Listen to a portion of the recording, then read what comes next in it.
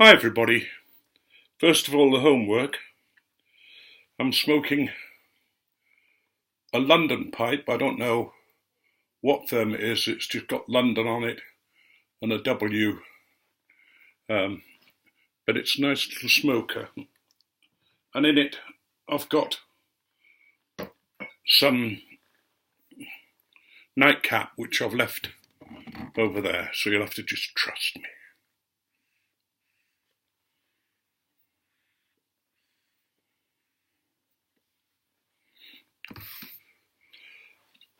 I'm just going to get comfy. Last night, Simon put up a video which was quite a long one for him. And in it, he raised questions that I think affect all of us. He was asking about what's our attitude when tobaccos are becoming in short supply because of them going out of stock, a bit like the Syrian Latakia or some of the rarer tobaccos that are more difficult to get. And do we add to the rush to buy up all the stock we can? And indeed, should we be doing so?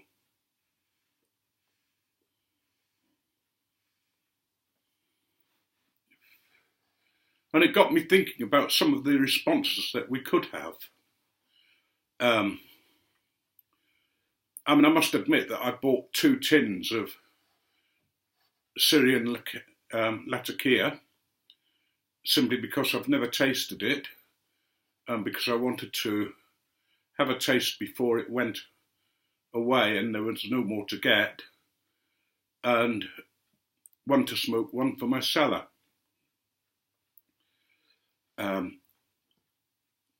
Other people have said that they've got 15, 20 tins or more. And yet others have stockpiled a lot more than that, maybe, in the hope of making a profit afterwards, when it really is out of stock and they've got the only tins left. And I wondered what our attitude was to it, because it's something that affects everyone in the community. But it doesn't just affect other people, it affects us. It has an effect on our thoughts, our minds, and how we relate to various situations.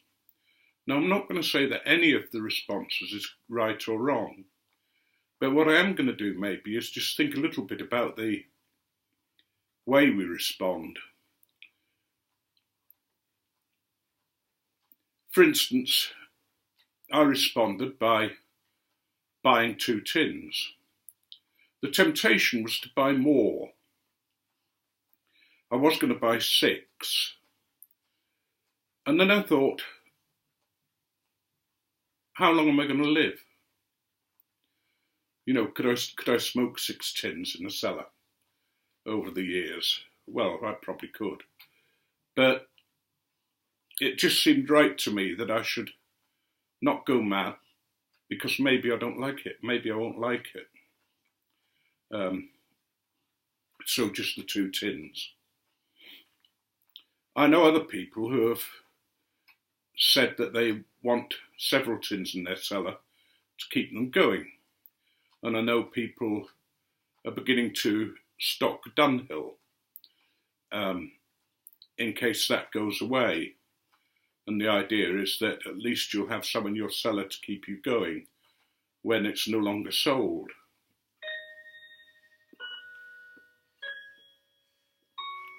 And that can seem the right thing to do, because they're tobaccos that we like, and we don't like the idea of not being able to get them.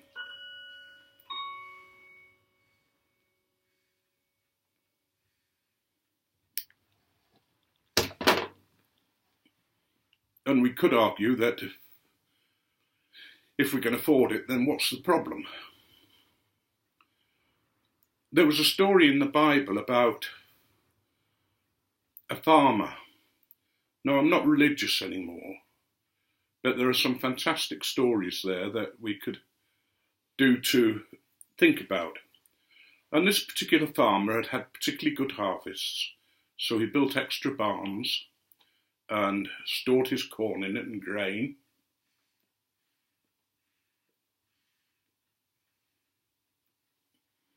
And all his produce, and thought, I'm okay. I'm made for life now. I've got the stuff in the barns, it's protected, and I'll be able to live off the profits of that. But then he's told that he's going to die that night. So all his saving and all his putting aside has changed its value for him. It's actually worthless to him because he can't do a thing with it.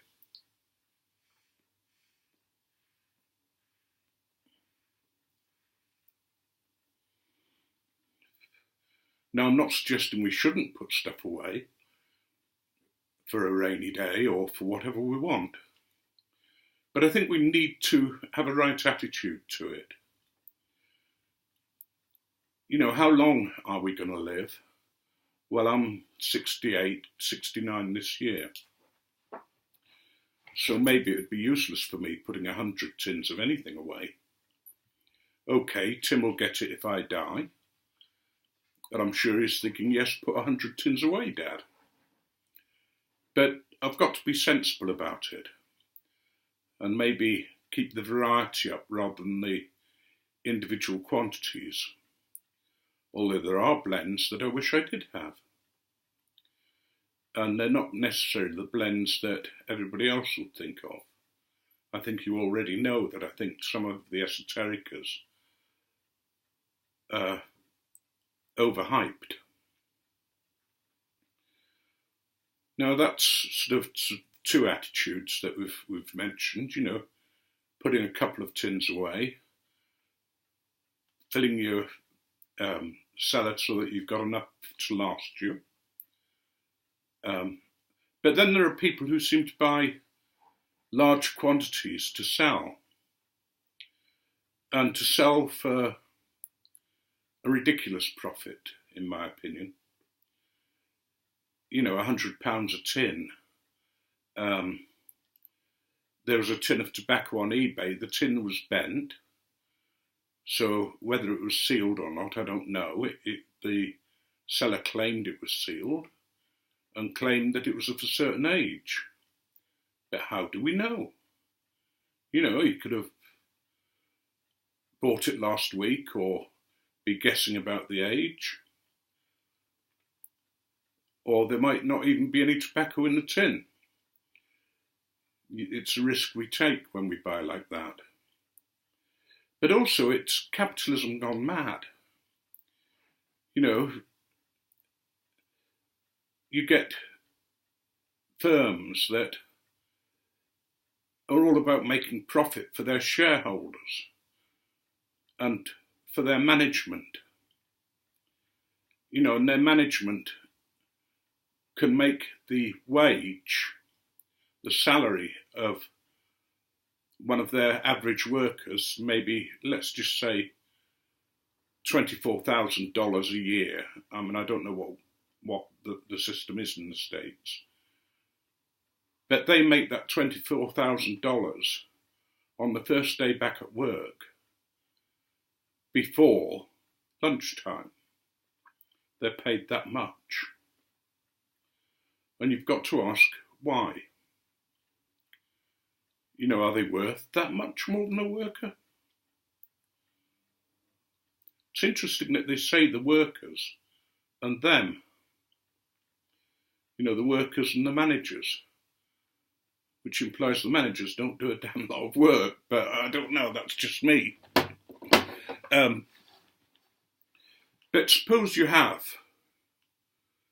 100 tins.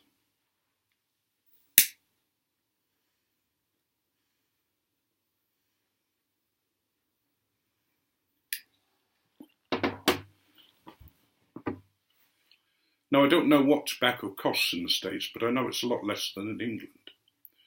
So in England, a good blend, we could be talking about £15 a tin, maybe a bit more for Davidoff, or £12 on average then, say, 12 or £13.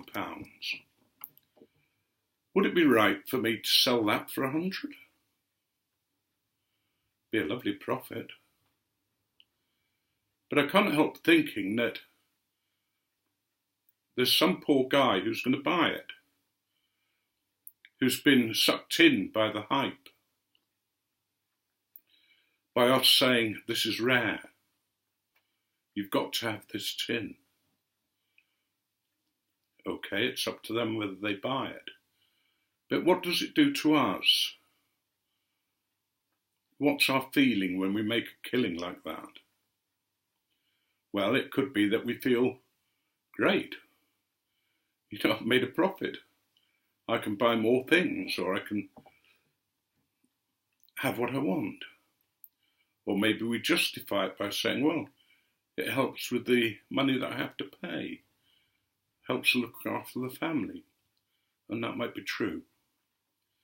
But I think if we're going to do that, we have to think seriously about why we're doing it and what our attitudes are. Now, I know equally there are those of you who have lots of cellar tobacco and you give it away. And that's something that's special about this community, that we care for each other. And we talk about caring for each other and loving each other, and a love gift, or somebody has never smoked this particular tobacco. So we say, if you want some, just let me know. Now, I'm not too good at that, partly because I can't afford many tins of tobacco, but also because of the weirdness of getting tobacco out of this country. But I try to do what I can when somebody says, can you get this? And send it to us. I'm aware that I'm going on a bit, and I might be being very pious and, very holy and that kind of thing. But I hope I'm being challenging rather than that. Challenging myself, challenging Simon maybe, who got me thinking about this, or challenging some of you. Not to necessarily change your ways, but to think very seriously about them. This is our hobby, we say.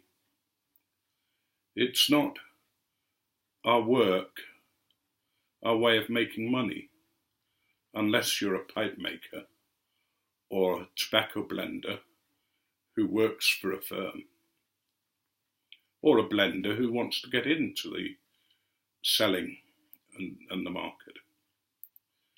But even then, I think there are ways of doing that. And a lot of the pipe makers that I know are very generous people. Yes, they do sell, and some pipes are very expensive, but also they give some away to different people. I'm going to stop there because I think I've gone on enough.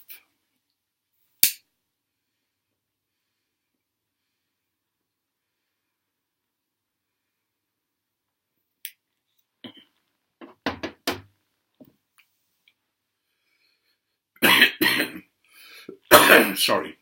But before I do, I just want to say something about capitalism.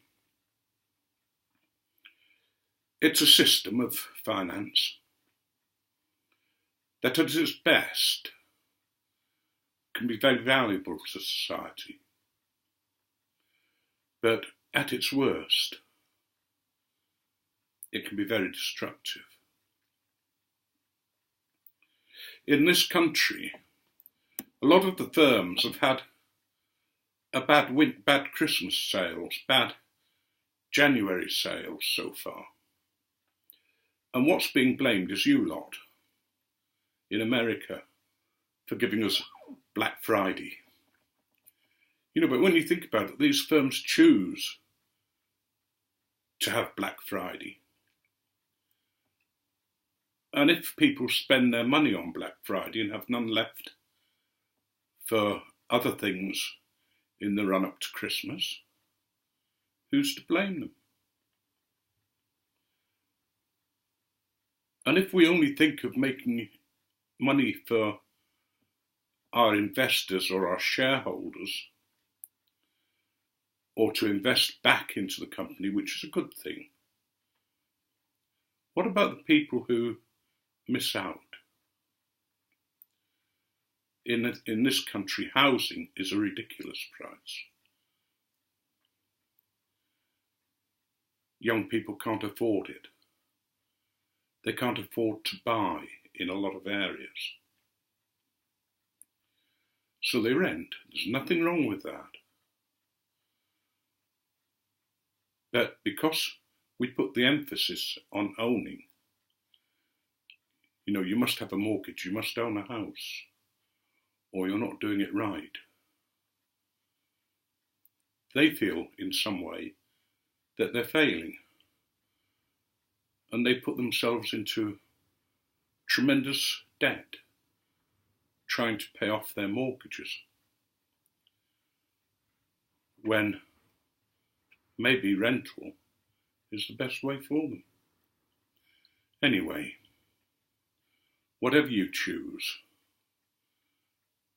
let it be right for you, not for somebody else, not for me, not for any, I'm just putting these things forward and saying, think about it. But may God richly bless you.